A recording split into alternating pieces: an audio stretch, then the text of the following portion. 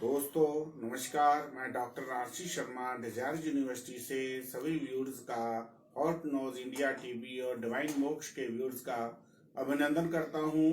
मैं हर रोज की तरह लाइव शो में 3 बजे जो हमारा प्रोग्राम आ रहा है आओ ज्योतिष सीखें, उसके अंतर्गत रोज आपको ज्योतिष की नई नई चीजें आपको बताता हूं। पिछले एपिसोड में मैंने शनि साढ़े सती के ऊपर आधे घंटे का लेक्चर दिया था। उम्मीद है कि आपको वो पसंद आया होगा और उसके अंदर मैंने रेमेडी दी थी। उस रेमेडी को करके आप बहुत बड़ा बेनिफिट ले सकते थे। उम्मीद है आपको अच्छा लगा होगा। उसी से मिलता जुलता आज ज्योतिष का जो हमारा प्रोग्राम है वो है हमारा काल सर्प दोष। और काल सर्प दोष क्या होता है कि जब हमारे सभी ग्रह राहु और केतु के एक्सिस में, मतलब एक्सिस का मीन उसके अंदर आ जाते हैं, तो ये हमारी कुंडली में काल सर्प योग का निर्माण होता है। काल सर्प दोष के नाम से ही आप जाने कि राहु जो है उसको इसमें काल सर्प योग में सांप का मुंह कहा गया है और केतु को सांप की पूंछ कहा गया है। तो ये एक स्नेक का निर्माण होता है। जिसकी कुंडली में ये ग्रह वीक होते हैं उनको अधिक नेगेटिव असर होता है और जिनके ग्रह स्ट्रांग होते हैं वो ग्रह वीक हो जाते हैं। जैसे एक सांप आदमी के गले के ऊपर खींचकर इतनी उसमें टाइटनेस दे देता है कि आदमी की जातक की मौत तक भी कर सकता है। इसी तरह ये हमारा काल सर्प योग दो होता है, हमारे ग्रहों की मौत करता है या उनको कमजोर करता है। काल सर्प योग होता क्या है? ये पुराने जमाने में इसको दोष कहा जाता था, क्योंकि पुराने जमाने में सतयुग में लोग या दूसरे युगों में लोग जो है गृहस्थी को छोड़कर एंड की लाइफ जो अपनी है वो भक्ति भावना में व्यतीत करना चाहते थे, इसलिए वो जंगलों में जाकर भक्ति किया करते थे।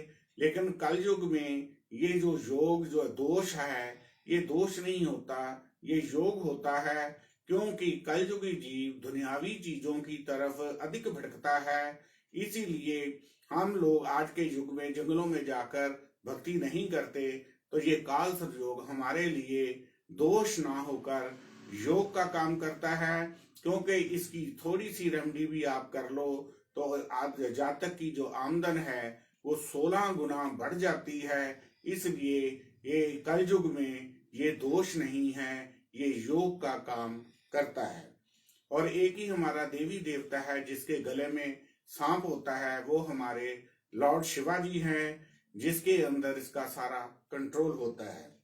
अब ये है कि ये काम कुंडली में कैसे करता है। जैसे हमने पिछले टॉपिक में शनि साढ़े सती में गोचर के राहु केतु लिए थे, इसमें हमने गोचर के राहु केतु नहीं लेने, इसमें हमने जन्म के राहु केतु देखने हैं कि आपकी कुंडली में जन्म कुंडली और D1 कुंडली इसको हम बोलते हैं, उसके अंदर यदि सभी ग्रह आपके राहु और केतु के सभी ग्रह बीच आ रहे हैं तो उसको हम 100% काल सर्प योग कहेंगे। यदि साथ वाले घर में कोई ग्रह राहु के साथ वाले घर में या केतु के साथ वाले घर में ग्रह कोई पड़ा हो तो उसे आंशिक काल सर्प योग 50% कहा गया है। यदि चंद्रमा किसी भी घर में राहु केतु एक्सिस से बाहर हो तो उसे भी आंशिक काल सर्प योग 50% कहा गया है। यदि कोई ग्रह राहु केतु के घर के साथ वाले घर से एक घर आगे चले जाए तो उसको हम काल सर्प योग नहीं मानते। अब ये है कि जो साथ वाले घर का जो ग्रह पड़ा है, यदि वो ग्रह रेट्रोग्रेड है, रेट्रोग्रेड ग्रह का असर यदि राहु केतु के अंदर को जा रहा है तो वो 75% रिजल्ट देगा। यदि उसका इफेक्ट बाहर को जा रहा है तो वो 25% इफेक्ट देता है। इस तरह हमारा काल सर्प योग है 100% वाले को काल सर्प योग का 100% नेगेटिव या पॉजिटिव इफेक्ट होता है, 75 वाले को 70% होता है, 50 वाले को 50 होता है और 25% वाले को 25% होता है। ये अब ये है कि ये कुंडली में वर्क कैसे करता है। जैसे हमने शनि साढ़े सती में गोचर के राहु केतु के बारे में बताया था कि जहां पड़े होते हैं, जहां दृष्टि मारते हैं, उन घरों को जो कुंडली के घरों का नाम है उन घरों से जो चीजें आती प्रॉब्लम दे रहे थे। इसी तरह काल सर्प योग में जन्म के राहु केतु जहां पड़े हैं, जहां दृष्टि मारेंगे, उन घरों का नाम है, उन घरों से जो चीजें एस्ट्रोलॉजी में आती हैं उन चीजों की तरफ इसका अफेक्ट आएगा। इसमें सिर्फ एक ही चेंज है, राहु को शाम का मुंह कहा गया है। पहली दृष्टि वाले को उसका असर ज्यादा होगा, सेकंड वाले को उसको कम, और थर्ड दृष्टि वाले से उसको कम होगा। इसका भाव है कि राहु की केतु की मैंने 5, 7, 9 दृष्टियां बताई थी। जिस घर में राहु बैठा है सबसे ज्यादा इफेक्ट उस घर को होगा। जो पहली दृष्टि उसकी 5वीं पड़ेगी उसके ऊपर ज्यादा इफेक्ट होगा, 7वीं वाले पर उससे कम, और 9वीं वाले पर उससे कम। इस तरह हमारा ये काल सर्प योग है। ये हमें प्रेडिक्शन में जिन जिन घरों के ऊपर इनकी दृष्टियां पड़ेंगी उन घरों के प्रति नेगेटिव रिजल्ट देने लग जाता है। अब ये है कि काल सर्प योग जो है कितनी तरह का होता है। वैसे तो 12x12 को जोड़ें तो 144 तरह का काल सर्प योग होता है। और मेन जो काल सर्प योग होता है, जिस घर में राहु पड़ा हो, जो कुंडली के मैंने पक्के घर, जो फर्स्ट चार्ट मैंने बताया था उसके अंदर राहु जिस घर में भी पड़ा होगा उस घर का काल सर्प योग जातक को होता है। यदि राहु जो है पहले घर में का पड़ा हो तो उसे अनंत नाग काल सर्प योग कहेंगे। दूसरे घर में पड़ा हो तो उसे कुलिक कहेंगे। तीसरे घर में राहु हो तो उसे वासुकी कहेंगे। चौथे घर में पड़ा हो तो उसे शंखपाल कहेंगे। 5वें घर में राहु हो तो पद्म काल सर्प योग कहेंगे। 6वें घर में पड़ा हो तो महापद्म कहेंगे। 7वें घर में राहु पड़ा हो तो तक्षक काल सर्प योग कहेंगे। 8वें घर के काल सर्प योग को कुरकोटिक काल सर्प योग कहेंगे। 9वें घर को काल सर्प योग को पातक काल सर्प योग कहेंगे। 10वें घर के काल को विशाखत कहेंगे। इसी तरह जो पातक विशाखत और उसके बाद 12वें घर के काल सर्प योग को शेषनाग काल सर्प योग कहेंगे। इस तरह हमारे 12 के 12 घरों के जिस घर में भी आपका राहु पड़ा होता है उस घर का काल सर्प योग होता है। अब जो है हमारे कुंडली के 6, 8, 12 घर हैं जो सबसे हमारे नेगेटिव घर होते हैं, उन घरों का काल सर्प योग सबसे नेगेटिव काल सर्प योग कहा गया है। जैसे 6वें घर के काल सर्प योग मैंने महापद्म काल सर्प योग कहा है, और 8वें घर के काल सर्प योग को कुरकोटिक कहा है, और 12वें घर के काल सर्प योग को शेषनाग काल सर्प योग कहा है। ये कुंडली के नेगेटिव हाउस होने के कारण इन घर के काल सर्प योग का नेगेटिव इफेक्ट भी बहुत ज्यादा होता है। यदि इसकी नेगेटिविटी होगी तो नेगेटिविटी भी ज्यादा होगी, यदि इसकी पॉजिटिविटी होगी तो इसकी पॉजिटिविटी भी ज्यादा होगी। सबसे खतरनाक जो काल सर्प योग होता है वो हमारा मृत्यु हाउस का काल सर्प योग, जिसे हमने कर्कोटिक काल सर्प योग कहा है, सबसे खतरनाक होता है। तो मरना तो हर इंसान ने होता है। जो भी इंसान इस दुनिया में आया है उस जीव ने अपनी यात्रा पूरी करके जाना ही होता है। पर जिनकी कुंडलियों में 8वें घर का काल सर्प योग होता है, ये इसकी विशेषता है कि उस जातक की जो मौत है वो वेपन से ही होती है। आपने कई बार देखा होगा कि बारात जा रही है, नीचे से गोली चलाने वाला कोई और है, फायर करता है, ऊपर कोई बच्चा खड़ा है या कोई बुजुर्ग खड़ा है तो उसको गोली से लग के मौत हो जाती है।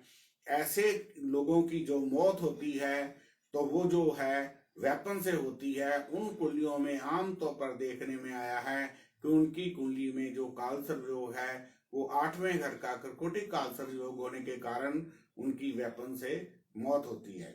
इसी तरह जिनकी कुंडली में भी 8वें घर का काल सर्प योग हो, उन लोगों को मेरी रिक्वेस्ट है, जब भी आप मैरिज फंक्शन या किसी फंक्शन में जाते हो, यहाँ कोई ड्रिंक कर रहे हो या जिसके पास अपना वेपन पड़ा हो, तो जिनको 8वें घर का काल सर्प योग हो उसके लिए ये रेमेडी बनेगी कि वो उस घर के काल सर्प योग होने के कारण वो इस सीट को छोड़कर कहीं और बैठ जाएं तो इससे उनका बचाव हो सकता है।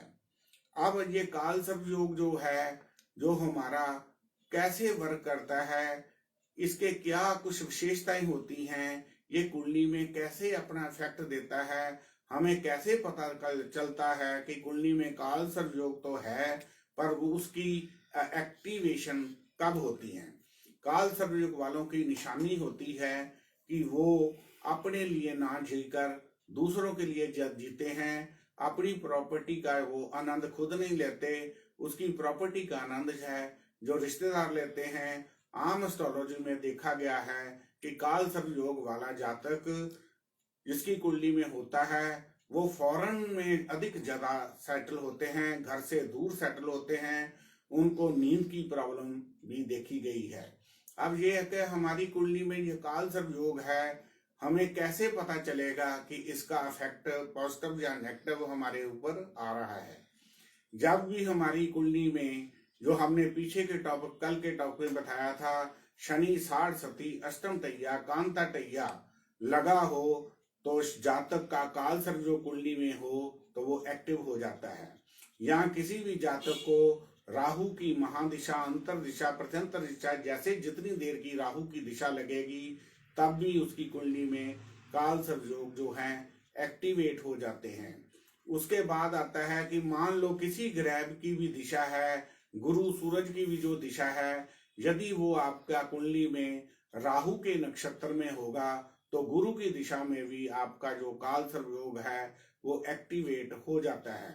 जब ये कुंडली के काल सर्प योग एक्टिवेट होते हैं तो शनि 60 अष्टम कंताटिया वालों के कुंडली के काल राहु केतु भी प्रॉब्लम देने लग जाते हैं, और गोचर में जो ग्रह राहु केतु पड़े होते हैं उनकी भी प्रॉब्लम जो है होने लगती है।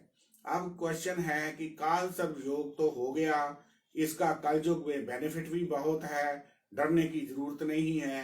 तो हम जब ये एक्टिवेट होता है तो क्या चीजें हम लाइफ में करें कि उसके जो रिजल्ट है हमें 16 गुना, शास्त्रों में लिखा है कि जिसकी कुंडली में भी काल सर्प योग 100% होगा उसको 100% फैक्ट, 75 वाले को 75, 50 वाले को 50, 25 वाले को 25, इस तरह से रिजल्ट ही आएंगे। जब ये काल सर्प योग हमारा एक्टिवेट होता है तो इसके लिए हम क्या करें कि हमारा जो काल सर्प योग है हमारी नेगेटिविटी को छोड़कर वो पॉजिटिविटी की ओर जाने लगे। सबसे पहले तो काल सर्प वालों को नवग्रह की रिंग, क्योंकि नवग्रह की रिंग क्या होती है, 9 ग्रहों की रिंग जो जो मेरी फर्स्ट रिंग फिंगर में डाली हुई है इसको नवग्रह की रिंग कहते हैं। सबसे बढ़िया तो यह है कि जातक के काल सर्प योग होने के कारण सभी ग्रह जो वीक होते हैं उसके लिए उन्हें आर्टिफिशियल पावर देने के लिए आप नवग्रह की रिंग धारण कर सकते हो। दूसरा है कि जिनकी कुंडली में काल सर्प योग है वो नाग नागन के सिक्के के जोड़े सबसे हल्का पाए है। शिवलिंग पर जैसे शिव जी के महीने होते हैं, नाग पंचमी होती है, शिवरात्रि होती है, तो नाग नागन का जोड़ा शिवलिंग के ऊपर चढ़ाकर दूध का पैकेट चढ़ाओगे तो उसका बेनिफिट होता है। आमतौर पर हमारे पंडित भाई चांदी के नाग नागन का जोड़ा सजेस्ट करते हैं। मेरी रिक्वेस्ट है कि आप चांदी का नाग नागन का जोड़ा इसमें ना यूज करें। एक तो वो महंगा होता, 100-200 रुपए का होता है, दूसरा उसका बेनिफिट भी हमें नहीं मिलता। राहु की आइटम सिक्का होता है, सिक्के का जो नाग नागन का जोड़ा है 10-20 रुपए की ये आइटम होती है। 4 सोमवार आप शिवलिंग के ऊपर चढ़ाकर दूध का पैकेट चढ़ा देंगे तो आपको इसके बेनिफिट मिलने लगते हैं। इससे बढ़िया उपाय होता है कि कुंडली में राहु और केतु किसी भी घर में पड़ा हो तो मैक्सिमम जो हमारी राशियां 12 होती हैं, 12 राशि में भी राहु पड़ा होगा तो केतु 6 में होने से इनका जोड़ करेंगे तो 18 बनता है। तो आप 18 लंबे शाम सिक्के के शुक्रवार को अपने सराहने रखकर शनिवार को अपने सिर से 11 बार एंटी क्लॉकवाइज घुमाकर काल सर्प योग के मंत्रों के साथ एक शाम को एक मंत्र के साथ जल प्रवाह करोगे तो आपकी कुंडली में जो इसका इफेक्ट है 1.5 साल, जब तक राहु केतु चेंज नहीं होंगे गोचर के, तब तक इसका इफेक्ट रहेगा। इसका मंत्र क्या है, ओम नवकुल में विद्महि विषदंत धीमहि तन्नो सर्व प्रचोदयात्। इस मंत्र को एक शाम के साथ जल प्रवाह करने से एक मंत्र बोलोगे तो आपका जो ये काल सर्प योग है 1.5 साल के लिए पॉजिटिव हो जाता है, और आपको जो नेगेटिविटी इसकी मिलती है वो पॉजिटिविटी मिलने लग जाएगी और आपका जो फल है वो 16 गुना बढ़ जाता है। पुराने जमाने में काल सर्प के लिए नाग नागिन का जोड़ा जंगलों में छुड़ाने का कई किताबों में जिक्र आता है, लेकिन आज के युग में एक तो ये आपको बहुत महंगा पड़ेगा, 5-5, 6-6 हजार रुपये का ये नाग एक ले लेते हैं और उसके बाद उनको इनकी बोली आती है, क्योंकि वो उनके पाले हुए होते हैं तो द्वारा पकड़ लेते हैं, इसलिए इनका इफेक्ट आपको नहीं मिलेगा। ये प्रथा जो है आज की तारीख में आउटडेटेड है, इसलिए इस उपाय को नहीं करना चाहिए मेरे मुताबिक। बाकी जो कर रहे हैं मैं उनकी भावना को ठेस नहीं पहुंचाऊंगा, लेकिन इसका एस्ट्रोलॉजी में इफेक्ट हमें नहीं मिलेगा। जब वही नाग नागिन का जोड़ा हम रिलीज करते हैं तो हमें बेनिफिट देंगे, जब उसी जोड़े को वो दोबारा पकड़ लेंगे तो आपके पैसे का नुकसान होगा और आपको उसका बेनिफिट नहीं मिलेगा।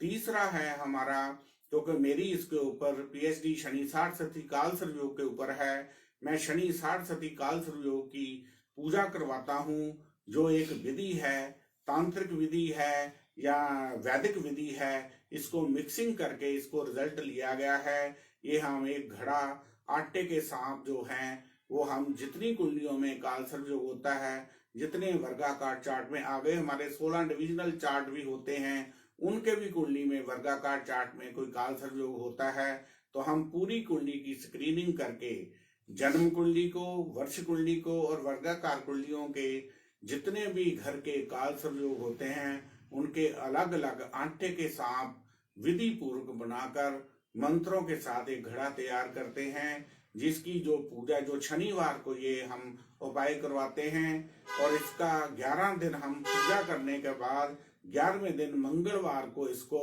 जल प्रवाह करते हैं विधि पूर्वक। तो 21 दिन में आपको मतलब काल सर्वयोग का जो बेनिफिट है वो आने लग जाता है। इस तरह ये पूजा के साथ आपको जितनी देर हमारा शनि राशि परिवर्तन नहीं करता उतनी देर तक इस काल सर्वयोग का आपको बेनिफिट मिलता है। जैसे गोचर में शनि जो है 2.5 साल के बाद राशि परिवर्तन करता है, तो उस पूजा का फल आपको 2.5 साल तक बिल्कुल पॉजिटिव रहेगा। लेकिन इसका जो रिजल्ट है, इसकी अलग अलग विधियां दी गई हैं, कोई कहीं जगह जाके काल सर्वयोग की पूजा करवा रहा है, कोई हरिद्वार जाके करा रहा है, तो इसको आप बाहर जाने की जरूरत नहीं है। हम इसकी पूजा आपके घर में भी करते हैं और जो नहीं अपने घर में कोई वहम करता है तो हम अपने रेजिडेंस पर इसकी पूजा करवा देते हैं, जिससे आपको 100% जो काल सर्वयोग का बेनिफिट मिलने लग जाता है। इस तरह ये हमारा एस्ट्रोलॉजी में काल सर्वयोग एक ऐसा चैप्टर था जिसके कारण हमारी कुंडली में जो ग्रह है, जैसे सांप हमें टाइट करके हमें वीक कर देता है, उसी तरह राहु केतु के एक्सिस में सभी ग्रह आने से वीक होने की वजह से उनका फल हमें मिलने में प्रॉब्लम आती है। मैंने पहले भी बताया है आपको कि काल सर्वयोग से डरने की जरूरत नहीं है। ये सतयुग या औरों युगों में ये प्रॉब्लम देता था लेकिन आज के कलयुग में ये जो है जो दोष है वो योग का काम करता है, क्योंकि हम कलयुगी जीव हैं। दुनियावी चीजों की तरफ हमारा ध्यान अधिक भटकता है, पैसे तेरे की तरफ हम ज्यादा जाना चाहते हैं, अपने बच्चों की तरफ ध्यान ज्यादा जाता है, वाइफ की तरफ ध्यान ज्यादा जाता है। और आजकल के जो बच्चे हैं वो फॉरेन के लिए भी बहुत ज्यादा ईगर हैं जाने के लिए, और जिनकी कुंडली में काल सर्वयोग होता है वो छोटी सी इसकी पूजा करवा के चले देखें कि आपको फॉरेन जाने के लिए ये चमत्कारी जो काल सर्वयोग है उनको विदेश भेजने में काम करता है। वो क्यों करता है उसका ये भी रीजन है कि राहु के कई रूप हैं। जैसे मैंने अभी आपको काल सर्वयोग में राहु को सांप का मुंह बताया है, तो ये हमारा राहु जो होता है जहाज भी होता है। काल सर्वयोग होने की वजह से कुंडली में आम तौर पर देखा गया है कि जिन जातकों की कुंडली में काल सर्वयोग होता है उनका इंटरेस्ट बाहर जाने की तरफ अधिक होता है और वो जाते भी हैं। जिनका काम अच्छा है वो टूरिंग पे तौर पर बिजनेस पर्पस के लिए या वैसे ही घूमने के चक्कर में हनीमून ट्रिप के लिए काल सर्प योग के कारण बाहर का उनका योग आ जाता है। यानी कि राहु को मैंने आपको बताया है कि मैंने इसको जहाज बोला है। काल सर्प योग वाले जहाज में सफर जरूर करते हैं, चाहे जलंधर से दिल्ली जाने के लिए चंडीगढ़ से दिल्ली की फ्लाइट ही ले लें, उनका काल सर्प योग वालों का जहाज में बैठना 100% निश्चित होता है। इसी वजह से हम इसको फॉरेन जाने के लिए इसे पॉजिटिव मानते हैं। और पुराने जमाने में फॉरेन जाना देश निकाला समझा जाता था। आजकल की परिस्थिति कुछ ऐसी हो रही है कि हमारे 70% जो बच्चे हैं उनका झुकाव जो है इंडिया में सेटल होने की बजाय फॉरेन में सेटल होने की लालसा अधिक होती है। इसलिए अपनी कुंडली को देखिए, यदि आपकी कुंडली में काल सर्प दोष है तो उसको योग में कन्वर्ट करके आप विदेश की यात्रा जो है बहुत आसानी से आपकी विदेश का योग जो कुंडली में कन्वर्ट हो जाता है। इसी के लिए इस काल सर्प योग के कारण जो पंडित भाई हैं वो जातकों को बहुत डराते हैं कि आपकी कुंडली का काल सर्प योग है, ये कर देगा वो कर देगा। इससे डरने की जरूरत नहीं है। सिंपल उपाय आप शिवरात्रि वाले दिन, नाग पंचमी वाले दिन जो है सिक्के के नागन के जोड़े जो 20 रुपए का जोड़ा होता है, 80 रुपए के साथ आप अपने काल सर्प योग के लिए योग को दोष को पॉजिटिव में कन्वर्ट कर सकते हो। यदि इससे और बड़ा खर्च करना है तो 50-60 रुपए का एक सिक्के का सांप 50-60 ग्राम का आता है जो वजनदार होता है। इसको एक दिन में ही 18 सांप 18 मंत्रों के साथ जल प्रवाह कर दोगे तो आपका इसका लाभ जो है बहुत मिलता है। लेकिन काल सर्प योग वाले आमतौर पर देखा गया है वे लाइफ में अपने परिवार के लिए, अपने बच्चों के लिए मेहनत ज्यादा करते हैं और मेहनत ज्यादा करने की वजह से वो अपनी चीजों का खुद आनंद नहीं उठाते। बस काल सर्प योग में यही एक प्रॉब्लम है कि जो जातक अपना एम्पायर खुद खड़ा करता है उसका एंजॉयमेंट है वो आप नहीं लेता। उसका एंजॉयमेंट जो है उसके बच्चे, वाइफ या रिश्तेदार अधिक लेते हैं। क्योंकि जिन लोगों ने मशीनरी की तरह काम करना है, फॉरेन में जाके डॉलर छापने हैं, तो वो तो आप मेहनत के कारण उनको अपना खुद का टाइम ही नहीं होता कि उसका वो आनंद ले सके। इसलिए काल सर्प जो आज का जो टॉपिक था ये एस्ट्रोलॉजी में सभी जो पंडित भाई हैं इसको नेगेटिव टॉपिक मानते हैं, पर मैं इसको नेगेटिव टॉपिक नहीं मानता हूँ। ये ईश्वर का वरदान है आपके लिए। जिन जातकों की इच्छा बाहर जाने की है उनके लिए तो ये बहुत ही रामबाण का काम करता है। लेकिन जो इंडिया में भी रहते हैं वो जातक देखे गए हैं कि जितने भी हमारी कंट्री में अमीर आदमी होते हैं उनकी कुंडलियों में काल सर्प दोष जरूर होता है। इस दोष को योग में कन्वर्ट कर लें तो वही चीजें जो हमें प्रॉब्लम्स देती हैं उनका हम पॉजिटिव फल ले रहे हैं। आप बड़े बड़े जो जातक हैं, अमीर आदमी हैं, वो देखिए कि साल के बाद 2 साल के बाद वो छोटी मोटी पूजाएं इसकी करवाते रहते हैं। इस पूजा का इफेक्ट भी, कोई खर्चा भी इतना नहीं होता। यदि आप चाहते हैं कि आप अपनी पूजा खुद करना चाहते हैं तो हम उसकी विधि भी किसी दिन इसी एपिसोड में हम डिटेल में बताएंगे कि इसकी पूजा आप स्वयं भी आप कर सकते हो। इसलिए राहु केतु के मंत्रों के साथ इन चीजों को, काल सर्प योग के मंत्रों के साथ इन चीजों को किस विधि के साथ इसका घड़ा तैयार किया जाता है वो मैं आपको किसी दिन विशेष रूप में इसी एपिसोड में यदि आपके व्यूज आएंगे तो उसके बारे में भी हम बताएंगे। इसके ऊपर पैसा खर्च करने की जरूरत नहीं है। तो आप सिंपल भाषा में जो शिवलिंग के ऊपर मैंने 4 सोमवार बोला है और 18 स्नेक जो मैंने जल प्रवाह के लिए बोले हैं उसमें किसी भी विधि की जरूरत नहीं है। जो मैंने ये मंत्र आज आपको काल सर्प योग का बताया है, एक मंत्र के साथ एक साथ जल प्रवाह करके बस ईश्वर से प्रार्थना करनी है, शिव जी से प्रार्थना करनी है कि ये हमारा दोष जो है योग में कन्वर्ट करें। और प्रार्थना करने पर प्रभु की कृपा प्राप्त होने से हमें इस काल सर्प योग की पॉजिटिविटी आने लगती है। ये मेरा आज का टॉपिक काल सर्वयोग के ऊपर है।